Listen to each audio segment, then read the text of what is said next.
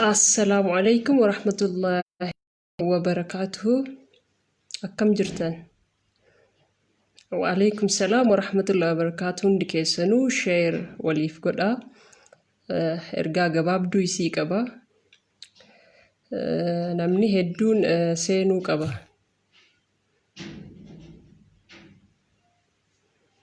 عبدي أرمو وعليكم السلام ورحمة الله.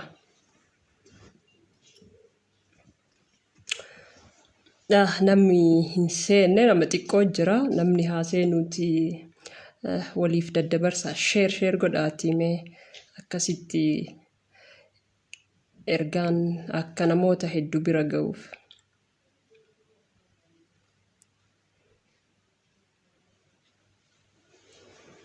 Akkam jirtu mee nagaami? Haalli jiru baay'ee ulfaataa waan ta'eef anillee badeetiin jira. Walitti deebine mee kaabannee simbannu kaa hafeettuma fufa jechuu.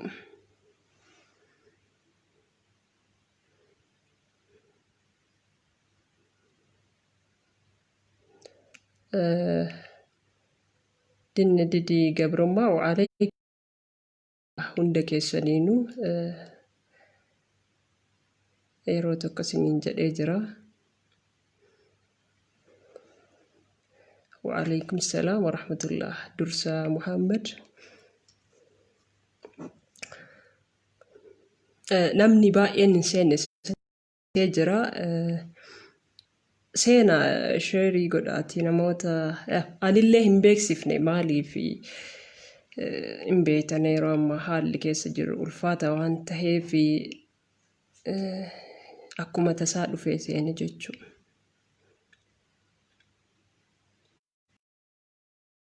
Hayyee kabajamtoota uummata Oromoo, kabajamtoota hordoftoota FB bilisummaa Hayyuu Huseen baga jiraattan bakka jirtanitti nageenyi isin bira haa jiraatu. Dhimmi har'a an dhufeef ani yeroo baay'ee laayivii kanallee seenuu hin fedhu. Garuu dhimmi sinteesifne hin jirti keessaafuu dhimmi akka hidhamtoota siyaasaa akka obbo Jawaar Mohammadii fi Hamzaa Booranaa Baqqalaa Garbaa fi kan isaan fakkaatan dhimma boqonnaa siin kennine laayivii seenuu iyyuu miti. Aarsaa lubbuullee nu kaffalchiisu jirti. Dhimma jajjabdu sinumaan jechuu barbaadeeti. Akkuma armaan olitti isinii ibsuu yaaletti hidhamuu namoota kanaatiif haadholiin, dubartoonni, haati siiqqee, qarreen Oromoo qoonni isiin kana keessatti qabdu maal waan jedhu isinii kaasuu barbaada. Maal gochuu qabnallee waan jedhu hin kaasa. Ergaa tan oliif daddabarsa. Sa'a dheeraallee irra hin turu daqiiqaa muraasa waa waliin jechuu qabnu waliin jennee irraa bahaa jechuu. Na of kolchaa isiniin jedha duraan dursee ijaaf qalbii irraa naan bisaa. Itti seenaa hidhamuu hooggantoota keenyaatiin wal qabatee gaheen dubartoota akka isaan achii bahaniif maal gochuu qaban, maal gochuu qabna. Keessaafuu shamarran waan kana sirri dhageeffadhaa. Haadholeen siiqqee tarii hordofuu dhabuu dandeessu. Biraan naagaa ergaa tana. Jawaar hidhamee hooggantoonni keenya walumaa galatti hidhamanii jiran. Hidhamuu isaaniitiin wal qabatee gaaga'amni guddaan biyya tana keessatti dhufaa jira. Haga isaan gadhiifamanitti abadan biyyi tun nagaa kan taane mootummaanis inuma beeka jechuudha. Mootummaan Abiy Ahmed gaafa aangootti ol dhufu haati tiyye akkasnaan jetti haati tiyye baay'ee na jaalatti anis haadha koo baay'ee jaaladha jedhe. haati Oromoo haadha isaatii miti jiran. Haadha Oromoo rasaasaa waadaa jira. Dubartiin keessaafuu qabsoo Oromoo keessatti waa sadi hin miidhamte.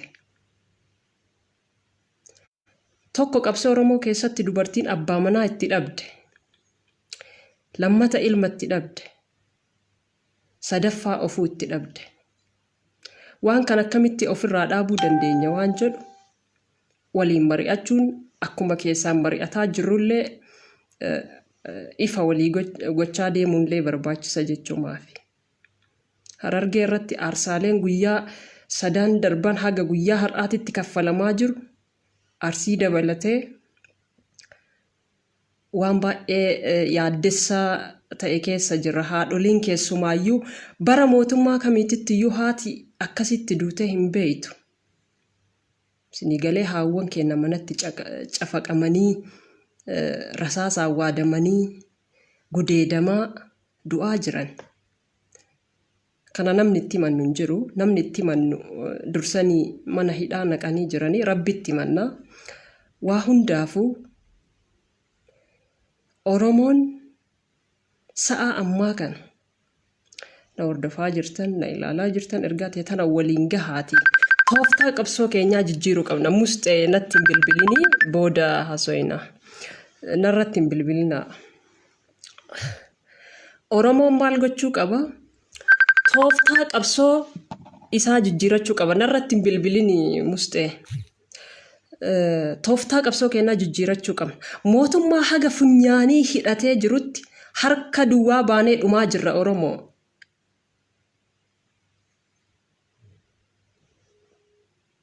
Warri biyya alaa jirtan ergaan ani isiniidha. Hiriira ba'aa jechuun isiniif salphaa. Warra biyya keessa jiruuf garuu aarsaan kaffalaa jiru baay'ee ulfaata. Keessaayyuu haadholeen teenya miidhamaa jiran kanarratti. Namni waa takka harkaan qabne gadi bahee aarsaa haga kana ga'u kaffalaa jira. Nama 160 ol dhabne guyyaa 3 keessatti. Naannoo Harargeetiif Arsii qofarratti kaan dhiisaa kaan ittuun edaane. Ka hidhatee dhufu hidhattee eegu malee harka duwwaatti deemnaan diinni sirraan goru. Kana waan ta'eef ani hiriira ammaa kana hiriira amma harka duwwaa bahameetiin namni waadamaa jiru kana an akka dhuunfaa kiyyaatitti hin deeggaru. Maaliif jennaan aarsama kaffalaa jirra. Wanti inni jijjiire takkayyuu hin jirtu. Kana waan ta'eef waa hunda ifa godhanii himullee rakkisaa waan ta'eef yoo dandeenya lubbuu keenya seef gochuu. Lubbuu kennamee haa qusannu du'arraamee lubbuma teenya haa qusannu. Maaliif qabsoofna waan jedhullee haa beeynu. Sinigalee warri qabsoo kaffallee jirra aarsaa guguddaa dheengaddarraa hanga har'aatitti. Lubbuun qaaliin daddarbitee jirti. Nugaa kana booda tooftaa qabsoo keenyaa jijjiirree akkamitti akka bahuu qabnu gara keessaatiin mari'annee ijaaramnee erga ijaarumsa keenyarratti gadi teenyee ijaarumsi sun bilchaatee waan bilchaataa tokkoon gadi ba'an. Gadi baanee immoo jijjiirama tokko agarsiisuu qabna. Duunee qofa galuun nuuf faayidaa hin qabu. Yeroo hunda wareegamaaf ba'u otoo hin taane wareegnees galuun barbaachisa. Jawaararra mana hidhaatti dhukkuba hamaa keessa jira, dhukkubsachaa jira. Isa qofa otoo hin taane Hamzaa Booranaa dabalatee akkasuma Baqqalaa Garbaa kan immoo maqaa isaaniitu kaasaa hin jirre eegdonni isaa Bashiirfaa Geetuunfaa ijoolleen 5 koronaan qabaman maal keessa akka jiran quban qabnu. Waan kanallee ummanni Oromoo bakka isaan jiranitti hordofuu qaban. Ijoolleen tun hordofamuu qabdi. Oolmaa guddaa ummata Oromoo biraa qabdi. Warra lubbuu ofii dabarsee Jawaariif kenne ijoolleen tun. Kanaafuu hordofaa ijoollee sanis itti dhagahama waan ta'eef uffata guyyaa jalqabaa qabamaniin ilaa hanga dhaddacha gaafa dheengaddaa turte ijoolleen sun. Otoo nuti jirru Kana waan ta'eef namni mooraalii jiraata. Mooraaliis waliif haa taanu. Waan hunda ifatti hin dubbatanii. Waan hunda ifatti akka dubbannus ifatti akka waa jennus nurraan eegina. Wanni bilisa nu baasu dhageettanii uummata Oromoo. Mootummaan Itoophiyaa dimokiraasiyaa jedhu malee qawweetti amana. Ka qawweetti amanuun karaa nagaatiin itti deemna jennee itti deemne Jawaar Mohammad faa qawweetti amannu jedhanii hayyee karaa nagaatiin qabsoofna jedhaniiti galan. Erga galanii garuu bakka isaan jiran laalaa. Kana waan ta'eefi Oromoon of qopheessuu qaba. Of qopheessuu qaba. Oromoon yeroo hunda qophaa ta'ee taa'uu qaba.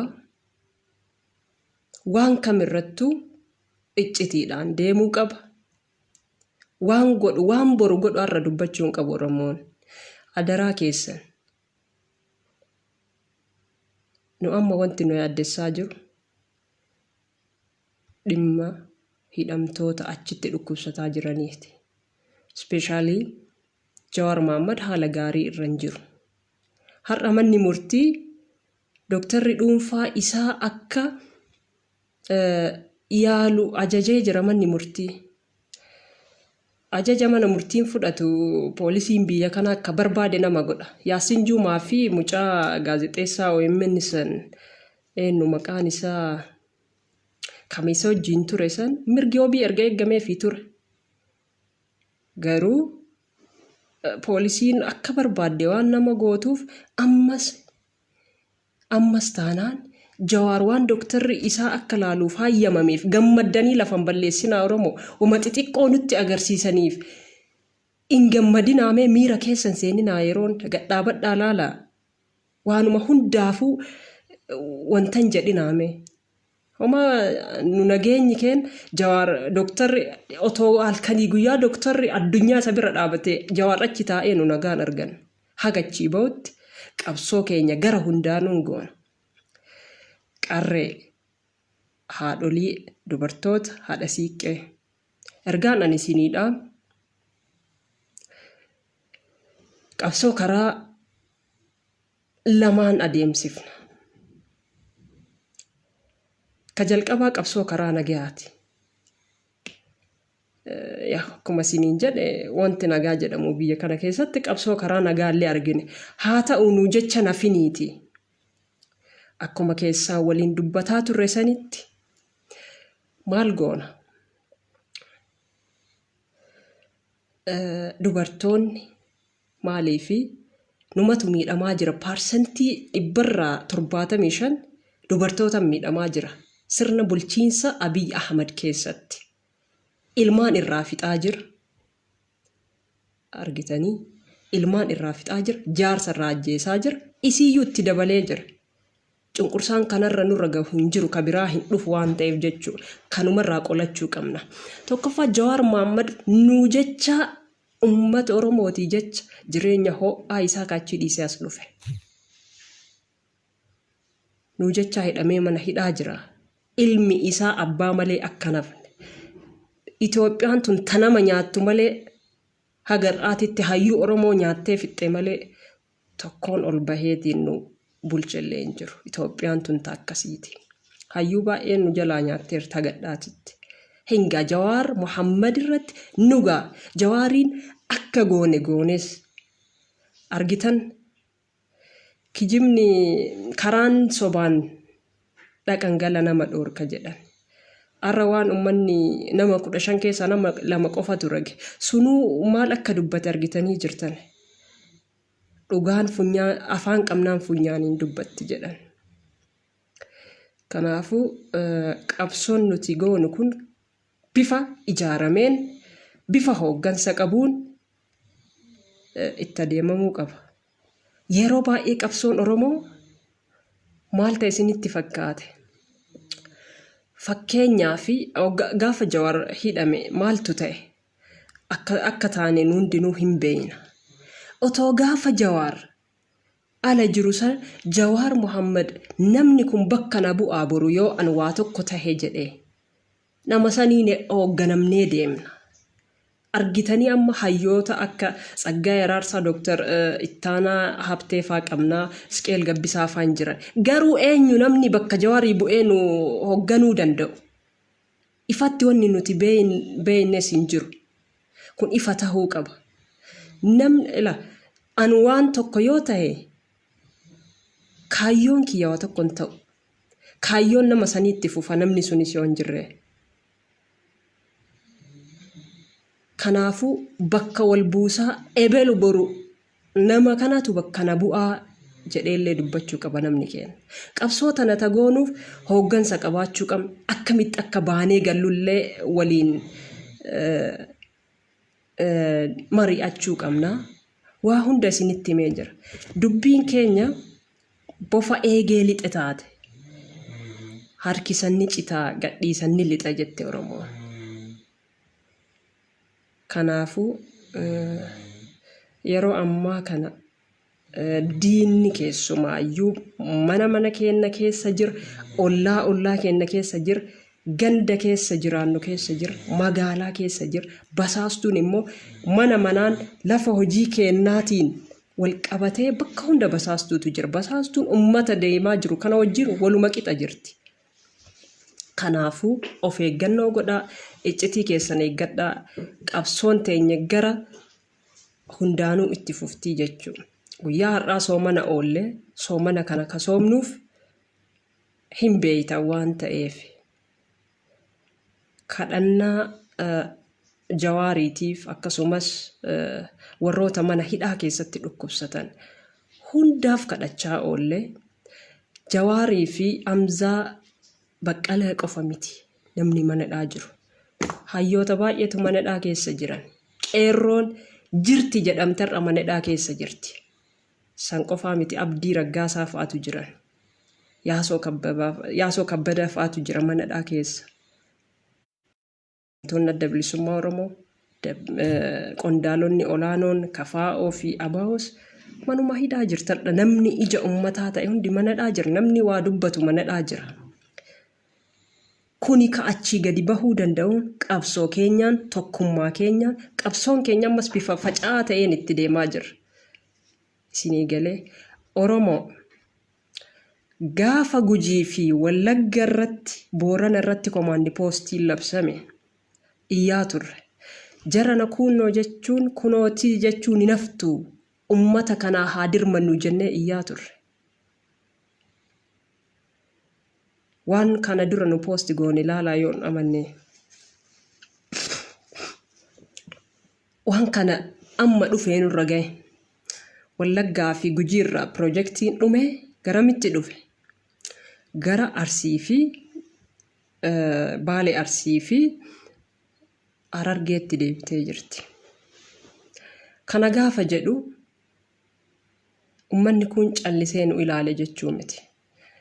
Maccaa fi Tuulamnis qabsoo irra jira. Akkamitti? Gaafa isaan bahanii waa tokko godhan fakkeenya Amboon fudhadhaa gara Wallaggaas taatu quba ol qabna ijoollee wajjin. Mana isaaniititti eegamaa jiru.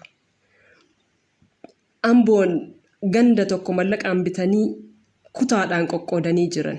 Warra immoo dhugaa qabu. Mana isaaniititti eegamaa jiru. Gadi bahaa du'aa yoo jenneen wareegamni isaan kaffalan kun jijjiirama yoo finnee mana isaanii ta'anii lubbuu isaanii seef godhachuutu irra wayyaa. Isinii galee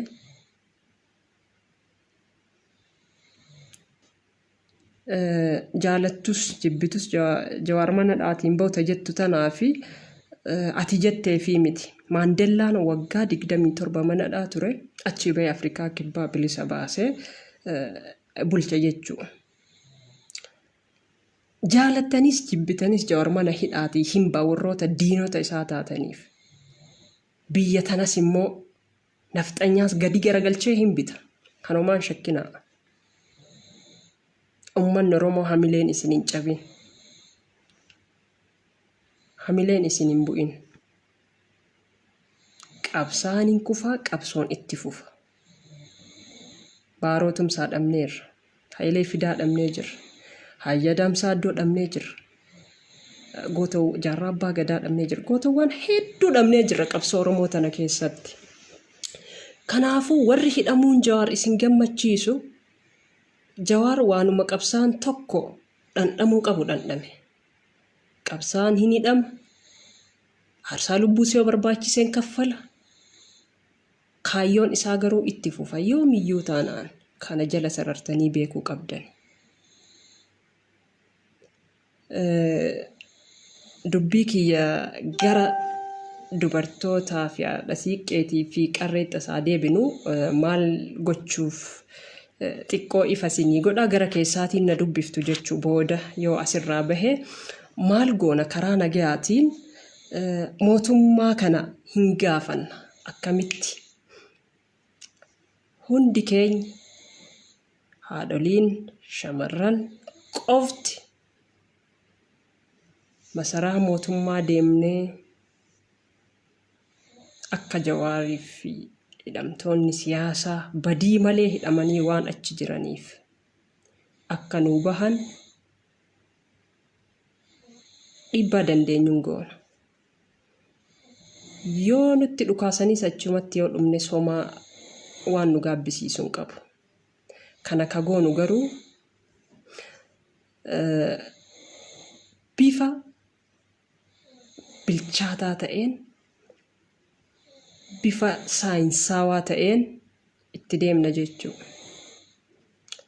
Kana gaafa isiniin jedhu daandiin otoo hin cufamin jeequmsi tokko otoo hin jiraatin karaa nagaatiin deemnee 4 kiiloo jedhan sanillee achumaan keessa laallama masaraa Minilikii sanillee deemnee uffata adii uffannee nu hundinuu uffata adii uffannee hanga deebiin nu deebi'utti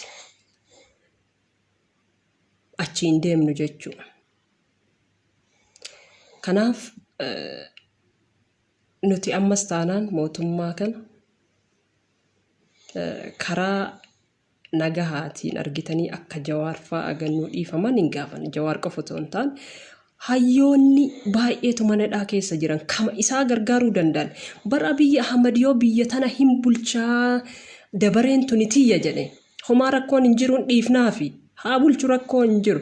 Garuu hayyoota tana mana hidhaa keessatti dararaa argitanii dhukkubsatanii yaala malee bifa qalbii namaa onnee namaa cabsu tanaan osoo hin taane isaa gargaaraa biyyattii bulchuu hin danda'a. Hidhaa ajjeechaan reebichi toorchin waan adda addaa godhuun eenyumaafuu hin tolle. Argitanii Abiyyi Ahmad nafxanyaa waliin hojjetaa jiran ifa. Garuu wanti ani isaadhaa morgaantu yoo isa bira geesse kitaaba kiyyarratti boqonnaa gara dhumaa seenaa qabsaa'ota Oromoo ka jedhu yoo argattan dubbisa. Abiyyi yoo argatellee haa dubbisu. Namni diinaa wajjin hojjetu xumurri isaa diinaa wareegamu jedha. Namni diina wajjin hojjetu xumurri isaa diinaa wareegamu. Keessumaayyuu namoonni nafxanyaa waliin hojjetan xumurri keessa nafxanyamaan wareegamtan. Fakkeenyaaf isinii kaasuu danda'a. Goobana Daaccee Minilikii waliin uummata Arsii fixaa ba'e. Booda Minilik dawaa nyaachisee ajjeese. Habta Giyoorgis Diinagdee yookiin abbaan malaa gorsaan Minilik uummata keenya irratti shira guddaa xaxee uummata keenya nama miidhaa ture. Gorsaan Minilik ta'ee sadarkaa sanitti jechuudha. Garuu xumurri isaa isumaan du'e. Balaa Zallaqaa qilxuu fudhadhaa. Innis isaanuma wajjin otoo hojjetu xumurri isaa isaanumaan wareegame. Dhuma dubbii Abiyyiin itti himna. Ammallee ani ka jedhu ammallee Abiyyiif dhaamsi ani qabu. Numa sii wayyaa dhiisi jedhaanan. Dhiisi numaa nu jibbitu kana sii wayyaa jedhaan. Jarri haga sitti fayyadamtee si balleessiti. Abiyyi ati Oromoo ofirraan eegin isaanuma ofirraa eegi. Nama biraatii miti kasi ajjeesu. Jaal marraati sodaattuu miti bosonaa dhufee ka 4 kiilootti si ajjeesuu taa'aa jiru. Namichuma achi si jala jiru san eenyu maqaan Daani'el Kibret san. Isumas si ajjeesuu taa'a. Isuma ofirraa eegi. Oromoon gara bal'eessa. Badii kee kanaa sii dhiisuu danda'a Oromoon.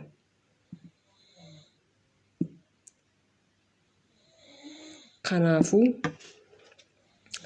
waa'ee Jawaarii ilaalchisee Rabbiin Nabi Ibraahimiin ibidda jalaa baase Jawaar Muhammadis mana hidhaa nafxanyaa keessaa hin baasaa quba qabaadha. Dhageettaniimi Rabbiin Nabi Ibraahimiin ibidda keessaa baase sun wallaahi inshaallah Jawaar Muhammadiinis achi keessaan baasa shakkiin qabna hin baa inshaallah hin baa. Jimma geera Jifaar Shaafi us maali warri amma akkana jettan kunis Jimmaan bakkan buuta warri maqaa Jimmaa dhaattanii nama arrabsitan kuni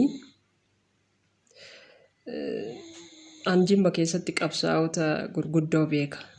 Warroota kabajaa guddaa qabuuftu jiru. Fakkeenya akka Raayyaa Abbaa Maccaa kan argitanii.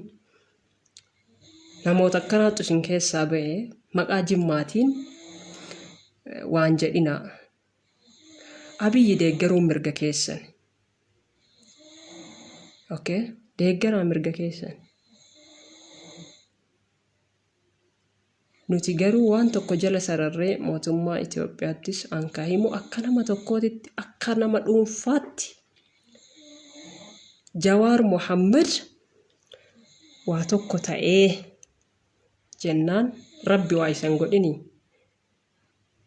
Jawaar Muhammadiin booda waa tokko hin barbaannu. Jawaar Muhammad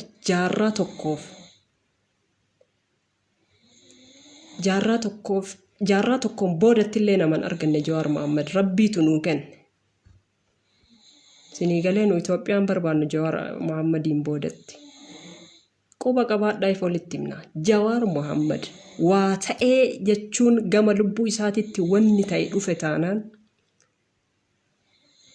wallaahi namni takkas sabaaf sablammiin wal dandeenyee kabajaa kenninee fi teessoo irraa kaanee teessifnee siree irraa buunee siree irra raffisaa jirru kun illee gaafasan biyyatti galaa biyyattuun galuu lubbuu ofiitiin hunba'u. Kana hambisuuf ammoo Abiy Ahmed itti yaadi. Nu Jawaariin qoosaan barbaannu. Okay? Waan hafeetu hafa malee Jawaar Muhammadiin nuti qoosaa hin barbaannu. Kabiraa dhaamsa Oromoo guutuuf dhaamsa ni qabu. Oromoo gaafa galteen sitti galte ati firan qabdu. Firan qabnu kana beekaa. Gaafa waa nutti galan firan qabnu arginee jirra. Numatu waliif uffata. Hamaa keenyas gorfataa, wallaalaa keenyas ofitti qabnee waliin deemuu qabna.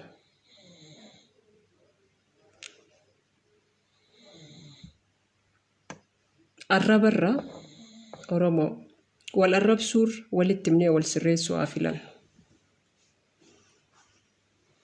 Wal arrabsuurra wal hamachuur ifaan ifa walitti himnee wal sirreessuu haa filan. Kabiraa warroota dabballee kaadiroota mootummaatiif dhaamsi ani qabu. Guyyaan kun hin darba. Argitanii guyyaan kun hin darba. Wayyaaneen waggaa 27 hidda gadi fageeffattee namni hin deemtitti sii quba qabuun jiru. Garuu qabsoo otoma irra jiru hanga sanitti hin baddii namni quba qabuun jiru. Qabsoo waggaa 4 keessatti wanni waggaa 27 hojjetame bishaan dhuge jechuudha. Isin immoo erga dhaabattanii reef dhiyootan. Kanaaf ilmaan Oromoo irraa dhaabbadhaa. Keessaafuu Jawaar Muhammad oolmaa guddaa isiniif oolarra isa xiqqeessitan. Dhumni keessan xiqqeenyaa beeka warri kun. Tigraay galtee quba qabaadhaa. Amaarrillee biyya qabdi. Warri garuu waliin teessanii nurratti duultan kun bakka itti galtan qabdanii dhiisaa. Saba keessan wajjin dhaabadhaa. Kabiraa poolisoota Oromiyaatiif humna addaa amma jirtan kanaaf. Obbolaa keessan irratti hin dhukaasinaa. Ana kana dhibu waajjiraalee mootummaa keessatti yeroo ammaa akka dhagayetti ani jechuun obboleessi kiyya hidhamee mana hidhaa ture. Yeroo qorannoof achi waajjira ol galchan yeroo hunda TV isaat ilaalu jedhan poolisoonni. Poolisiin biyya kanaa seeruman beekanii maal jechuu? Poolisii jechuun barka ummataati. Biyya kanatti bara Wayyaanee illee poolisii mannutum. Jarana bara Abiyyi illee poolisii mannutum. Maaliif kun ta'a? Poolisiin poolitikaa kamirraayyuu bilisa. Silaa akka biyya biraatitti, akka biyya barateef, akka biyya guddateetitti poolisiin garuu ammaa maal taati? Kama dhufetti wanni gatatteetiin nama dhooftachi jalaan. Kun haga yoomiitti ta'a? Yoomuma of dandeestanii yoom dhaabbattanii saba keessan cinaa wanta jettan. Warri Amaaraa poolisoota ofii galfatee jira. Warri Kibbaa kunis poolisoota ofii galfatee jira. Kaasii achi deemee nu nyaataa jiru kennu. Kanaafuu isinis gocha keessan kanarraa ajajni akkasinitti kennamu shakkiin qabu. Obbolaa keessan rukutaa, abbaa keessan ajjeesaa, obboleettii keessan ajjeesaa jedhameetiin ajajni isinitti kennamu. Kanaafuu ajaja san didaa saba keessan cinaa dhaabadhaa. Yeroon kun hin darbiti. Ani isinitti himee jira. Yeroo xiqqootu hafa laalaa. Waan darbuuf jecha darbuuf waan hin darbin hin dubbatin jedhan. Kanaaf saba keessan cinaa dhaabadhaa.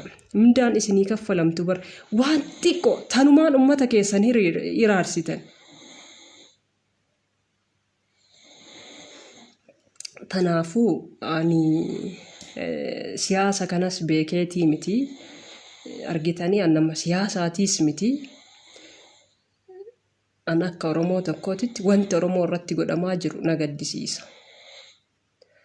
Jalqaba irratti isinii dubbadhee jira. Waan goonu anas irratti bahee isinitti himu. Ergaa gara keessaatiin waliif dabarsina. Nuti ka qabsoof biyya diiguuf osoo hin taane biyya ijaaruuf. Biyyi ka ijaaramu garuu lafee hayyoota keenyaatiin osoo hin taane dhiiga ijoollee teenyaatiin osoo hin taane dimokiraasii irra dhaabannee ijaarra. Maaliif abbootiif obbolaa haadha hayyoota keenya itti gabbarree biyya akkamii ijaarra?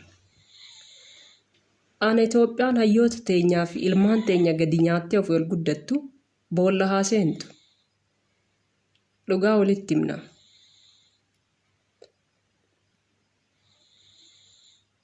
Warri sona Oromiyaa na gaafataa jirtan akka ajandaa godhattanii sona Oromiyaa an akka nama Oromoo tokkootti isan beeka. Irra deddeebiin argaa jira. Waa'ee sona Oromiyaa fanuu godhi. An haadhaa miti abbaa miti. Haadhaaf abbaa gaafachuu dandeessan. Ani garuu akka nama Oromoo tokkootti sona Oromiyaa hin beekaan. Walitti dhiyaannas sinii galee walitti dhiyaan dhimma Oromoo tokkos waliin dubbanna. Haa ta'uutii garuu dhugaa jirtu takka irra isinitti hima. Sonni Oromiyaa akka boruu badaa galgala naa bilbilee ture. Naa bilbilee na waamee ture. Haa ta'u waamichi isaa sun immoo waamicha anamma asirratti si haasa'uun barbaadu na waamee ture waamicha sirratti hin argamne waamichi sun waan natti hin tolleef ani dhufu jedhee ittime achumaan gaafa lammataa san bade jechuudha. Sona Oromiyaa waan beekuuf atis akka isaati naan jetta yoo tahe sona Oromiyaa anarra Jawaar Mohaammed gaafadha isaatu anarra beeka jechumaafi. Isa biraan bahu isatu beeka jechuu anarra sona Oromiyaa. Sonni Oromiyaa yeroo ammaa badee jira bilbilli isaa 4 qaba 4 hin hojjetu. Kanaafuu akkasitti quba qabaadha waa'ee sona Oromiyaa. I don't know beekon walii bilbil dhimma Oromoo tokko information jiru wal gaafan jidduu kanatti dhabame akkuma isin social media irraa dubbataa jirtan kana anis dhaga'ee jira sanirraa ka hafe ani beeku yoo akkuma jedhamu kanallee ta'e beettanii amma jarrisin dhiiftu maaliif jedha dhugaatti mallaqa fudhatee yoo gurbaan kun akkanatti isaarratti karaguu tahe nama kana jarrin ajjeefti mallaqa illee ittiin kennitu yoommoo waadaa galee fi jalaallee badetee jarri kun ima ajjeefti walumaa galatti namni Jawaar Mohaammed irratti rage ka lubbuun hafu hin jiru kama dhumu jechuu martinuu kanaafi san akkasitti quba qabaadha anis waan irraa beeku hin jiru.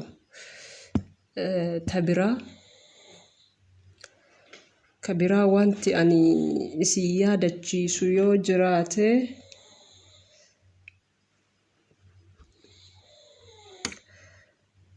dubartoonni keessaan na dubbisa waan mari'annuutu jira waan jalqabnes itti fufna qeerroon keenyas jabaadhaa of eegaa yeroo kamuu caalaatti yoo danda'ame lubbuu walii hambisuuf qaaqabsoofnu sinii gale akkaanis ta'u akka maleenis ta'u inshaallah Jawaar Mohaammed mana hidhaatiin ba'a tanarra dubbii isinitti hin dheeressu soomana keenya itti fufna